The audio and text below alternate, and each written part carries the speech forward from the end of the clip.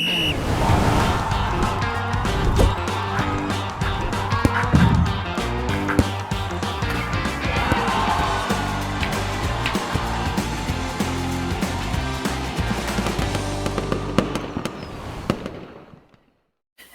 CX Day, everyone. I'm Gabe Smith, CCXP, and I am the Content Manager and Associate Director for the Customer Experience Professionals Association, or CXPA. It is so great to be with you on CX Day with CX professionals throughout Africa. We're here to get you started with a fantastic panel discussion with some great CX professionals on some CX accomplishments in the region over the past year. And we're also going to be discussing, we know the theme this CX Day is CX is a team sport, as you saw in the intro. We know that one person can make a huge impact. We celebrate that. We acknowledge that through our Impact Awards, and we hope you'll join us for our Impact Awards ceremony a little bit later today, where we will reveal those winners.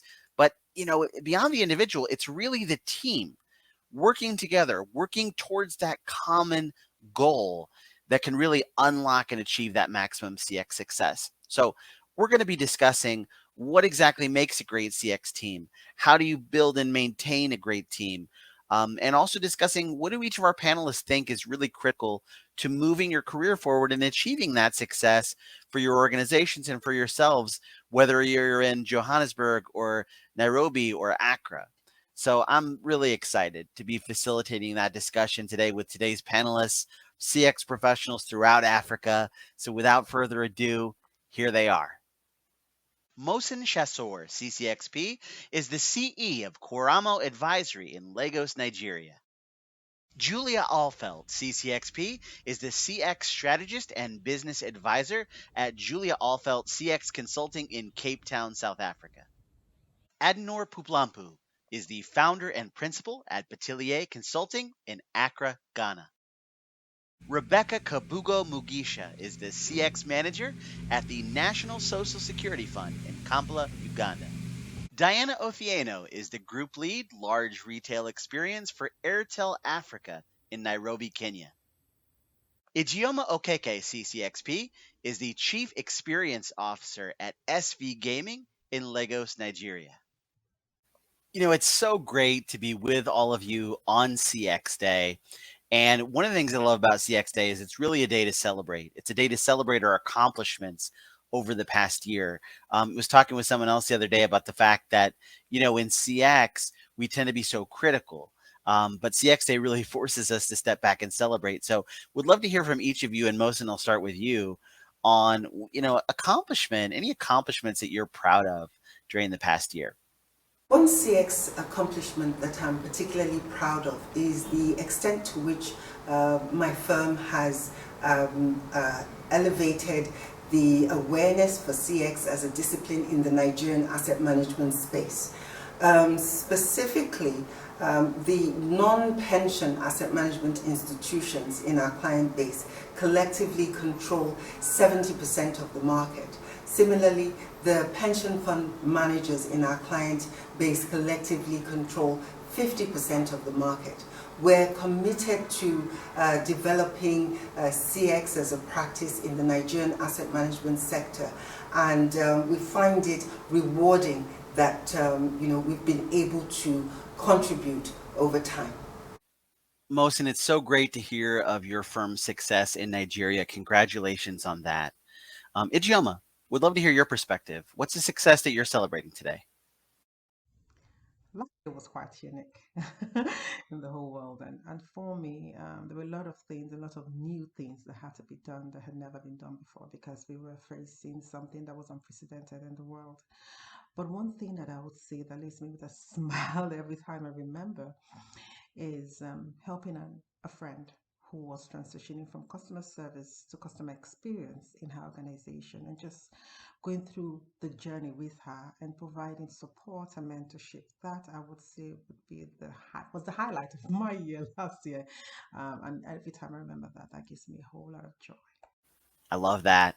Helping one another, We know that CX is a team sport, and that just doesn't just mean your teammates within your organization, but helping one another as professionals. That's a fantastic story.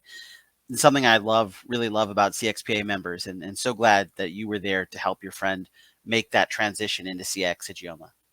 So Rebecca, over to you. What's a CX success story that you're reflecting back on today? Our biggest CX accomplishment from last year was our ability to reach more and more customers in spite of the constraints of the pandemic. So, what happened in the first lockdown? We were forced to work from home, and our team was able to transition seamlessly and be able to receive customer complaints, customer inquiries, and handle customer transactions all the way from home. And from the last year till date, we have seen that our transactions online servicing of our customers has shifted all the way from, I think, before the first lockdown, it was 75% of our clients used to access us through digital channels. When we went to the lockdown and had a total lockdown and we could not come to work to service our customers, and and then early this year, in around June, we went into a second lockdown with a second wave in Uganda. But we have seen that we have been able to service more customers at very good service levels, at very good efficiency levels, but we are servicing 94% of our clients through digital channels. This is a record high. We had anticipated that we would get to this achievement in 2025, but guess what? Because we were ready, the platforms were ready, we were ready for adoption to serve our customers. So when this period of the pandemic came in, we just saw adoption. And right now we stand at 94% of all our customer transactions going through online channels, going through digital channels. And 80% of that is purely self-help. Wow, what a great success story, Rebecca, in terms of driving that digital adoption. How about you, Julia? Well, I think my answer to this might be a little bit different because I'm not an in-house customer experience practitioner. I'm an independent practitioner. So I can't always share the details of some of my collaborations with clients. But on a public front, this year was the third year that I've collaborated on some research that I've published around digital customer experience. So tracking what customers like and don't like about digital customer experiences. And it's the first study of this kind in South Africa, focusing on the needs of South African consumers and their perspectives, and also tracking how their engagement with brands online has evolved over the last couple of years. So it's been really interesting. I collaborate on this with a couple of colleagues, and we put a lot of time and energy and effort into it. And yeah, I'm just really proud to be able to share these insights with the customer experience community, and hopefully they're useful and help drive change. Really looking forward to seeing the fruits of that research, Julia. That's fantastic. Diana, how about you? What are you celebrating today? And in this time, we realize that making sure that customers have access to recharge, access to Airtel Money, and access to SIM cards, and to be able to get the same service issues resolved that they've always been able to walk into the store for, was critical, and even more critical right now, because the only way that you would be able to stay in touch with your relatives is through the phone. You may not be able to see them, but you needed to have recharge to be able to talk to people. You needed to have data to be able to get online, know what's happening.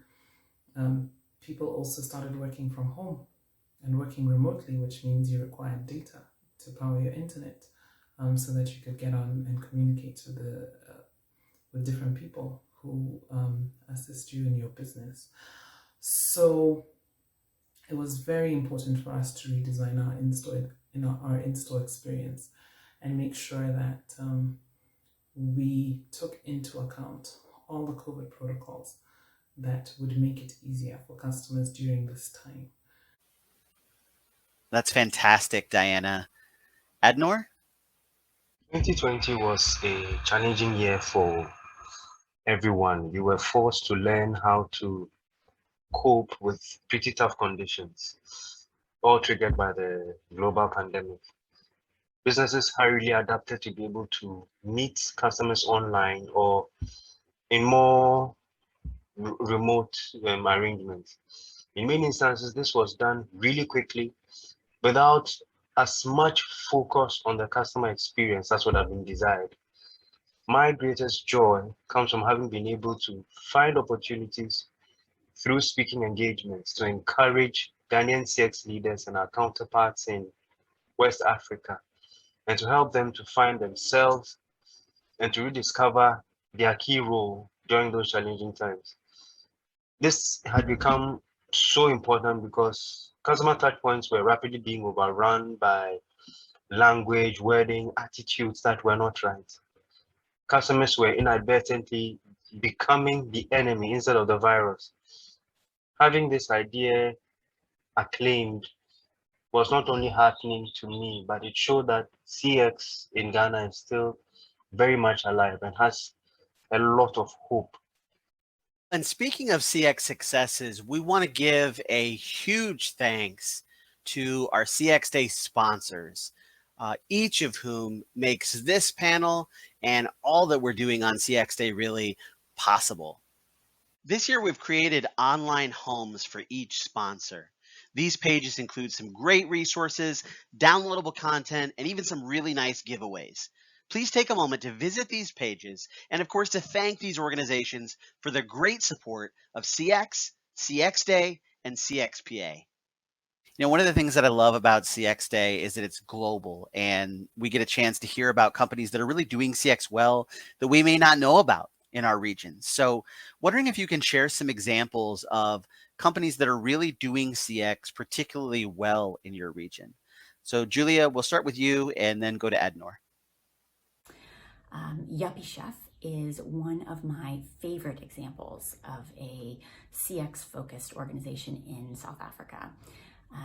I had the opportunity to speak with their CEO and co-founder a couple of years ago, and I was just blown away by how they've really integrated the customer into all of their major decisions and how the brand and its products and services have evolved over the sort of 10 years that it's been around.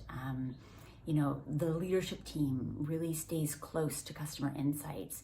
They jump into the service call center and will field calls and tackle issues. They've really kept an amazing pulse on who their customers are and what their customers want and need, and have kept their service offering around that. They're an online retailer focusing on home goods, particularly kitchenware. They started online, then eventually branched into a store environment, which was quite cool. And then most recently, they've been acquired by Mr. Price, which is one of South Africa's largest retailers. So we'll see what happens. Hopefully their customer centricity gets infused into the bigger organization, but we'll wait and see. Another organization that I often cite that's quite CX focused is Woolworths. Woolworths is another retailer. They do grocery, apparel, home goods, and they're very consistent in their customer experience. I think they've been focused on customer centricity for a long time. They put a lot of time, energy, and I assume resources towards it. They also are quite focused on the service aspect of customer experience, which is always something that's important. And no matter what Woolworths you go into across South Africa, you know that you're going to get a pretty consistent experience and be met with a smile. And I think that goes a long way. El Cielo Optical Services is one organization that immediately comes to mind. They are a small provider of eye care services, and it is very clear that they make an effort to place the customer at the center of their business. In my view, this is because the business owner appears to value CX. So he is present, he is available, and he's very accessible. This is not common for a healthcare provider because normally we find healthcare providers as being a little aloof, especially because of the pent-up need for health services. So they feel no pressure, they feel no need. to bend over backwards for the customer. But in this case, this is completely different. And so this approach does a lot of wonders. It's rubbed off on staff, it's rubbed off on specialists who come to consult there. And this is a very strong culture. And it's all born out of the leadership from the top, which is obviously their biggest asset in terms of customer experience. Another organization I'm particularly excited about or very proud is a state-owned agency, the Driver and Vehicle Licensing Authority. They have come a very long way, and today they've been able to transform client experience by simply focusing on the number of steps that are taken to obtain services from the authority. So whereas you had 25 steps previously for certain services, they have managed to scale this down to 3 steps. And this is obviously based on adopting some technology solutions. But the beauty of this all is how it is communicated to the customer. So obviously this is a very big win for them, and it's something that I believe should be celebrated.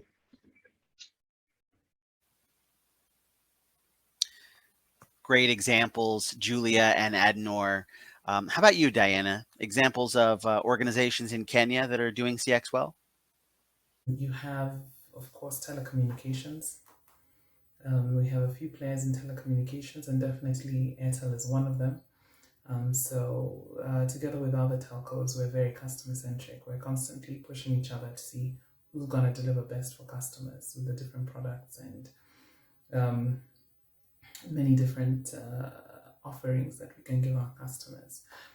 We also have the banking industry. It's very interesting. The Kenya Bankers Association is also very customer centric, and they push programs in themselves for for customers, around complaints management, around customer experience day participation as well.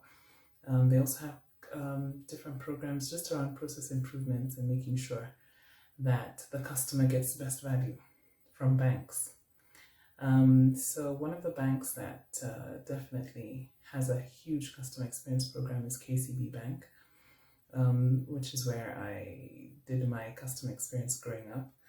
And in KCB, they have a huge customer experience team. They have made huge investments in terms of customer experience technology. And the CEO is a real champion for customer experience.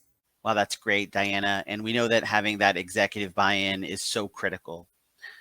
So I want to come to Ijeoma and then Rebecca for my next question. What are some of the hot issues related to customers, to customer experience, and to CX professionals in the region?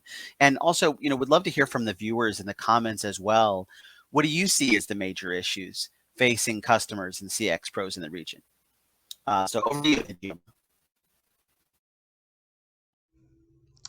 Hot issues for customers, I would say reliability. I mean, no matter what you've designed, at the end of the day, the moment of truth happens when the customer is interacting with your organization. And I think customers for them, a big issue is reliability. Can I do what I want to do when I want to do it? And that is a big one when you have to look at customers and the expectations with an organization. For customer experience, I am Nigeria. I would say it's just the ability to convert the data, the big data that we have, to actionable insights. How do we interpret? How do we mine data? What do we get from it? Is one discussion that is still ongoing. And for customer experience professionals, I think one major issue is return on investment. And it's a discussion that is going to continue, really. How do I measure return on investment on CX projects? It's one. How do I get management buy-in for customer experience projects? And then a lot of lack of understanding or customer experience within an organization is one of those discussions that will continue to happen among CS professionals in Nigeria. So I think that the conversation in this part of the world where we know that we have about 20% people accessing internet only, and yet there's more and more people who have access to mobile phones. I think it's about 80%, specifically in Uganda, that they do have a gadget, but the gadget perhaps is not as smart as what the Western world is used to, or it's not as smart as what we think about when we're thinking about advancing services in this digital arena and making sure that people can be able to access services online from wherever they are. I think the main conversation is to say that how do we drive adoption? How do we drive adoption of online services that are being more and more demanded, especially because of the times in which we are? How do we drive adoption of those online services in a place where you don't have 100% internet access, in a place where you don't have 100% smartphone, handheld phone, for the people that you're servicing, the people that you're offering your product? And for me, the bulb moment for me was to say that, you know what, we need to understand and say that what is it that we can deliver on smartphones, or we can deliver to people that have access to internet, so we can stay in touch with our people through online servicing. How can we have the same delivery on feature phones through a model like, for example, USSD? How can we use USSD and be able to offer services, the same services? They might not be the same level of experience, but the basic services should be able to be offered to all customers, regardless of what type of phone they have, or what type of gadget they have, or what type of user interface they have access to. And that is when the conversations of parity come in. We're in an era that is becoming more and more virtual, that is becoming more and more remote. Customers are becoming more and more demanding. They're evolving with the times in which we are. How do you stay connected even when they don't have the fancy gadgets like the ones that you're planning for? When you think about accessing the digital arena, how do you make sure that you have parity of services, so you offer the same services on different platforms that speaks to the level of advancement that the platform for that platform that the customer is able to access? And in my case, it's feature phones versus smartphones. Have the same transaction, different experience, but same outcome to speak to the customer segment. Really great points from both of you. And Rebecca, I think CX pros around the world will recognize the truth in your statement about the challenge of serving these disparate customer groups, even if those challenges may look a little different from region to region. So, Mohsen, what's your perspective on top issues facing CX and CX professionals in the region? Okay, so in advanced parts of the world, CX is strongly driven by artificial intelligence and other tech-centric features. However, in Africa, the picture is quite different. So when you talk about the hot issues for customers, customer experience, and CX professionals, there's so many hot issues. So I'll just talk around, what the key drivers are. Everyday challenges faced by consumers across socioeconomic groups stem from a lack of infrastructure or poorly regulated services. And together these factors shape customer expectations. So what you find in this part of the world is that wealthy individuals and individuals that fall in the middle class are able to and happy to bypass large chunks of the customer journey, and because they tend to have access to affordable labor. And I'll just give you an example. An individual that falls into the middle class, for instance, can go on for an entire year without going to the supermarket because you have someone to help you do your groceries. And the same would go for doing an airport check-in. And the list goes on and on. You find affordable labor to help you do things.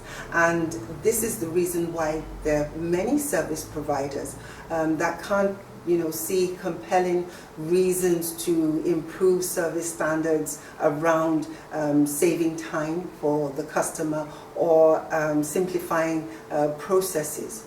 And as a consequence, CX in Africa is still defined in simplistic terms. Did it meet the need, or was it delivered in one piece, as opposed to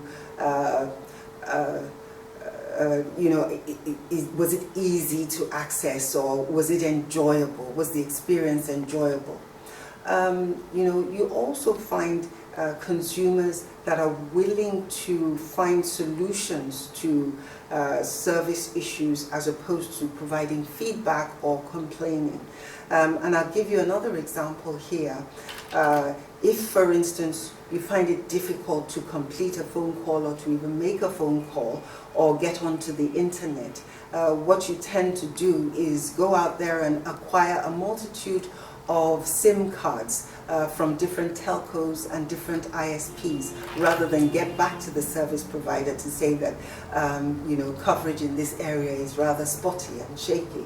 So these are the things that we find. These are the hot issues in this part of the world. It's not all bleak. There is good news, especially in the financial service space. You find that in Nigeria especially, banks are paving the way when it comes to providing mobile messaging services. Consumers enjoy connecting with friends and family using instant messaging channels like Telegram and WhatsApp. And you find that a lot of banks, if not all banks, have started offering what they call WhatsApp banking. And with WhatsApp banking, they offer consumers the choice of connecting with the call center with WhatsApp. Amongst professionals generally, I think we've generally acknowledged the fact that we need to raise awareness amongst consumers for, to help consumers realize that they do have a voice, and of course they can exercise their choice. Thanks, Mohsen. Next, let's go to Adnor and then Julia. Service and interactions have drastically had to change because of COVID. Businesses, for example, are having to rely on dispatch riders. This touch point obviously needs a lot of work, but there are many such instances where businesses need to rely on an outsourcing provider in order to deliver what they've promised. And we cannot afford to drop the baton and break value as we collaborate with others. So this is really, really important. Times have changed. We need to make sure that as we need to collaborate, we need to rely on service providers, technology, that we join the dots really well, and we are able to deliver experience at the level which we should if we want to differentiate, if we want to be competitive. Another thing which is worth mentioning, and it's common, but we'll still mention, finding the right balance between business efficiency, the availability of technology solutions, and all kind of stuff for smartphones. And thirdly, the voice of the customer. This challenge of finding balance is still very present. It's a riddle we have to solve and keep solving as we go. Lastly, I would want to look at the concerns that we have for those who are in frontline support roles. We have seen in the last few years a lot of job losses in that area. This is an area that does support delivery of customer experience. And due to banking and the financial sector cleanup, there have been a lot of job losses in that area. We are also seeing a lot of focus on digitization across the board, even in government agencies and with government services. So this is also creating some anxiety, some panic, some fear that jobs will be lost. So obviously, this is an area where, as professionals, as leaders, we are offering support, offering guidance, helping to upskill helping to move people into roles that are more relevant to our times. And obviously it's going to be on the table for a long time to come. We need all the help and all the supports that we can get to see this happen smoothly for everyone. Well, I think that one of the interesting emerging issues around customer experience is information privacy and information security.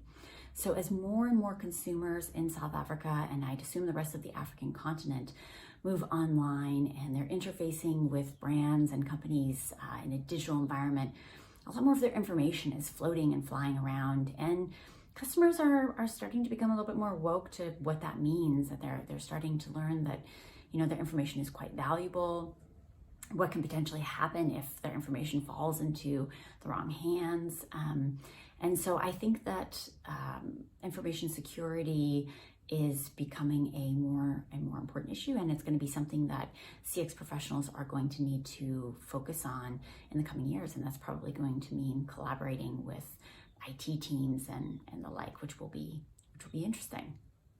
Great point, Julia, on the intersection between information security and its implications on CX. So Diana, what are your thoughts? And for customer experience professionals, I think just constant development, having your pulse on what's happening, and making sure that you're at the cusp of the trends is really important. Another key thing is voice of the customer, making sure your voice of the customer is taken into account in your organization, especially for process simplification. That is just like one of those struggles that customer experience professionals just really need to get right. And last but definitely not least is return on investment. Just how do you showcase what this spending on the customer has gained us at the end of the day? Being able to compute your return on investment based on your better experiences or your investment in customer experience. That's one of the key issues that a lot of customer experience professionals are also grappling with right now. I love that, Diana. We know that education and development are so critical.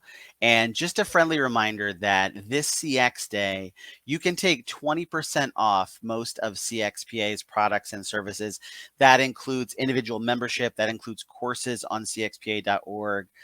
Use code CXDay 2021 to do that. Okay, next question. We'll start with Ijeoma. We'll go over to Diana.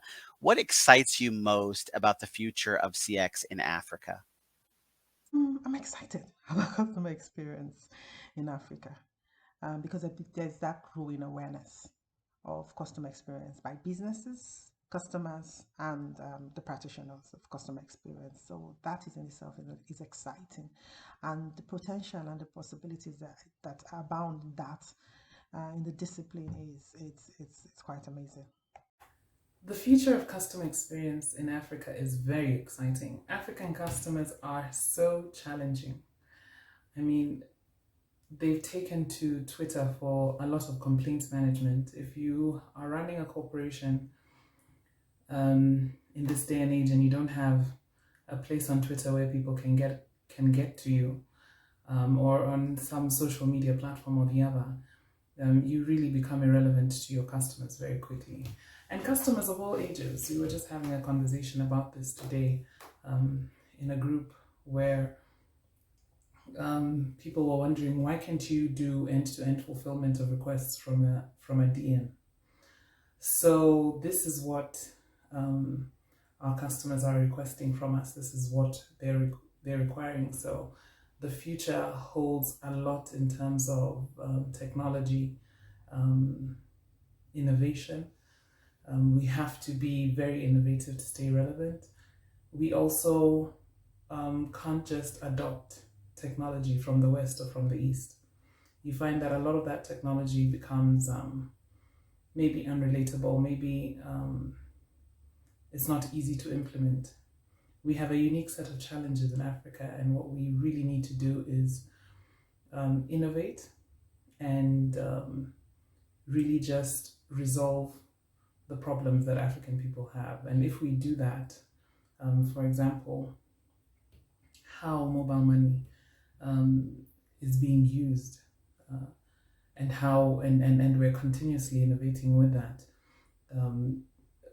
It's just a really exciting future for Africa, I think. Julia and Mohsen, what are your thoughts on the future of CX in Africa?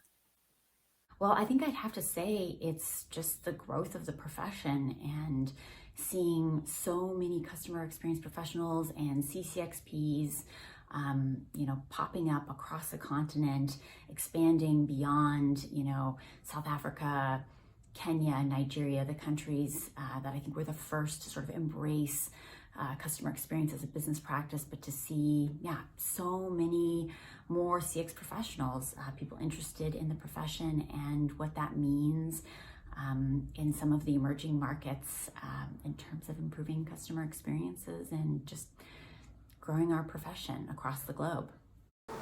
Okay, so when I think about the future of CX in Africa, there are a number of things that excite me. But right at the top of my list, without a doubt, is the proliferation of fintechs in the region and the huge potential that fintechs have to play in improving the financial inclusion situation, creating wealth, and lifting Africans out of poverty. The digital nature of fintech offerings places them in a good position to address the untapped informal sector, if not entirely, to some degree. So when you think about it, pushing products that have been conceived and designed and successful in advanced parts of the world may not necessarily work in Africa.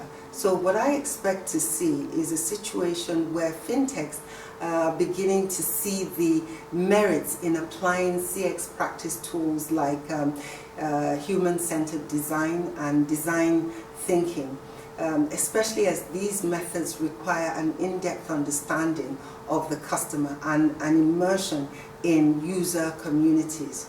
In recent time, the world over, there's been a lot of discussion around sustainable development goals. And when you think of Africa and the sustainable development goals like eliminating poverty and improving the financial inclusion situation, fintechs, have the potential to play a critical role, and they will no doubt need to deploy CX disciplines to meet consumer needs. Rebecca, what has you excited about the future? What particularly excites me about the future of CX in Africa is a change in demographics. You've heard what it said that 50% of Africa's population is below 15 years of age. You've heard what it said that by 2050 our population would have doubled, sub-Saharan Africa. Right now we are 1.3 billion population. By 2050 we should be about 2.6 billion. What does that mean for service offering? What does that mean for industries?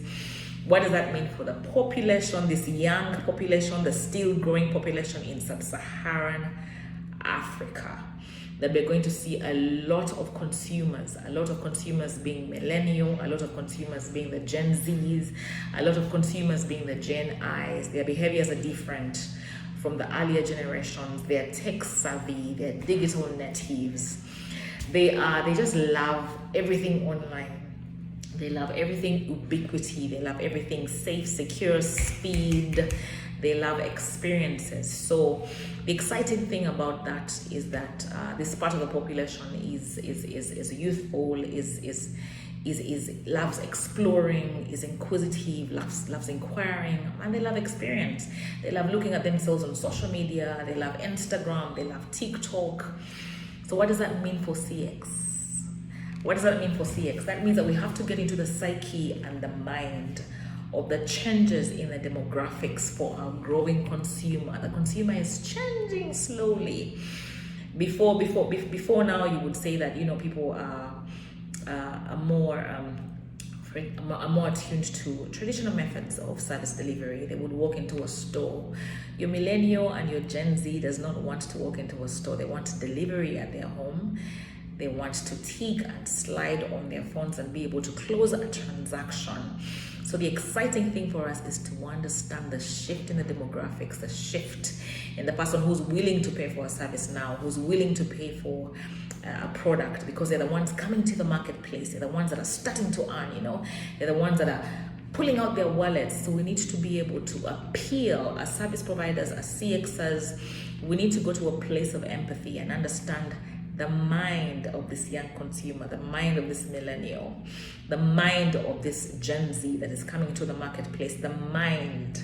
How do they think? How do they feel? They're quite outspoken. They'll put their reviews online. How do we make sure that as we think about service delivery, as we think about customer experience, as we think about brands that are going to stand the test of time, we need to be able to tailor our offerings to the demographics, especially knowing that in Africa, it's a still growing youth that is coming up now, that's shaping the market space, that is going to spend tomorrow. So how do I tailor my delivery to speak to that consumer? It's quite exciting, but it does call for a lot of work. It does call for a lot of empathy. It does call for a shift in our thinking if we're going to appeal to this very youthful market. It does call for a lot of thinking, work, data, analytics, research, if you're going to appeal to this generation. I love hearing your perspectives, and it's such a great story of growth. And I'm so glad that we have professionals like all of you leading the way in Africa. You know, so as I mentioned at the top of the broadcast, our theme for CX Day is CX as a team sport. So just want to go around to each one of you and ask what I think is really a critical question, and that is, what makes a great CX team? So we'll start with you, Julia, and then we'll go to Adnor. I think a great customer experience team is one that's comprised of team members who are curious and enthusiastic and interested in learning and have a growth mindset. I think that's something that's really important, because this is a profession that is evolving as we speak. And so, you know, you need teams that, you know, are filled with people who are ready to learn and be agile and change as things change around them.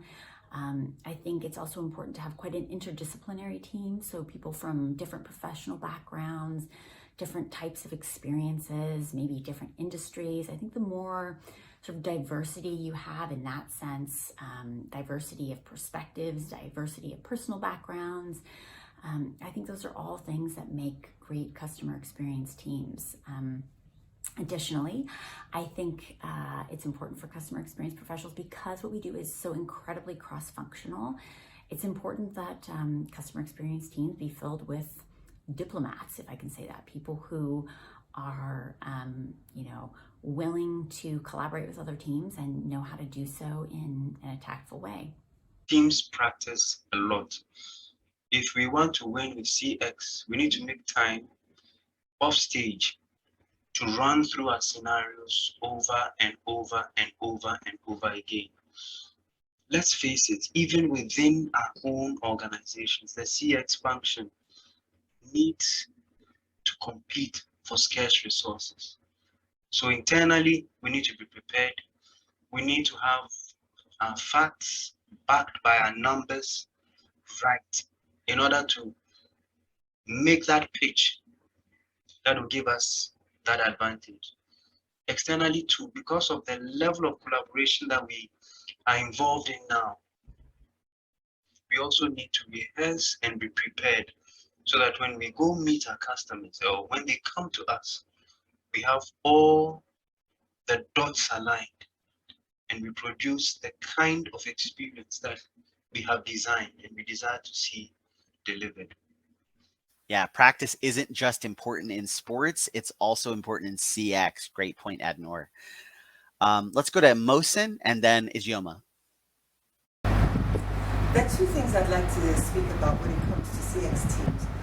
First is, one fundamental ingredient for teamwork in general is for each team member to have a consistent understanding of the shared goals and the vision of the team as a whole. And the second thing is strategic thinking. To excel as a CX team, you've got to know a lot more about your organization than requirements state on paper. Knowing your business will help put measurement into context and demonstrate to the C-suite or the decision makers the link between the initiatives that you're seeking to implement and value creation. So CX teams must be able to show how CX projects support cost savings, goals, and/or revenue generation targets. CX is a team sport. I totally agree with that. But then the question of what makes a great CX team. I think CX is more than a passion. It's a calling. And the members of a CX team have to have a natural affinity to creating good experiences and ability to influence. It's very important because it's an enterprise-wide discipline, and so ability to influence people, units, to see customer experience as very strategic and important, and the impact it will have on retention and customer acquisition is very key. Ability to engage, communication and engagement is also very key, and every CX team should have those kind of skills, and the sky is the limit, really. The sky is the limit. Agree on that. And Ijeoma, I want to stay with you for the final question, and then we'll go to each of our panelists in turn.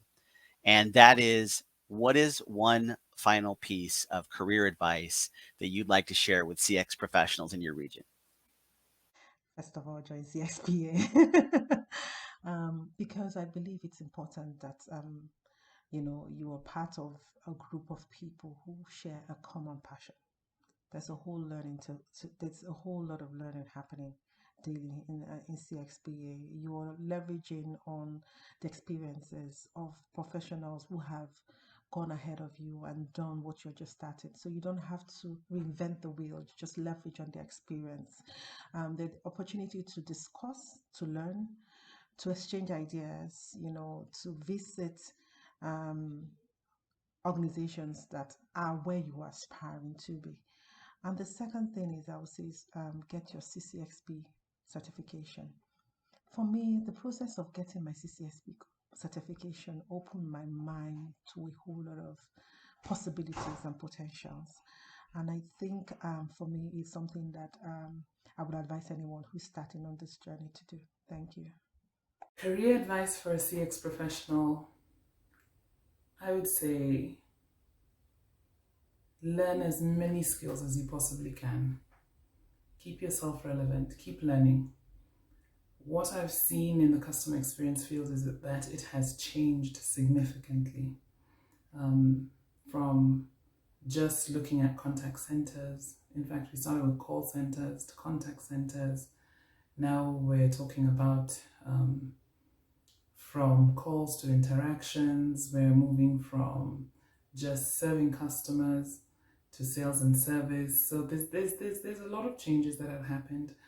And I think if you manage to learn as many skills as you can and keep reinventing yourself as you go along, then it will be very possible for you to have a wonderful long career in the service industry. Well, to a customer experience professional in my region, I'd have to say, don't forget to tap into your network, the CXPA network, your continental CX network, particularly for those CX professionals who are in countries or operating in environments where maybe customer experience isn't quite as mature, there aren't as many other CX professionals around you. Tap into the community that's out there. Get connected with others virtually. I think COVID has been a really tough time, but one of the things that it's taught us is just how connected we can be with each other through virtual means. So, tap into that network. Speak to those of us who have, walked this journey a little bit longer. I think people are willing to connect and help each other out. And that's something that I really love about this professional community. So remember, you are not alone. We're here for you. Build your knowledge by talking to people, asking questions, reading discussion threads from credible sites, of course.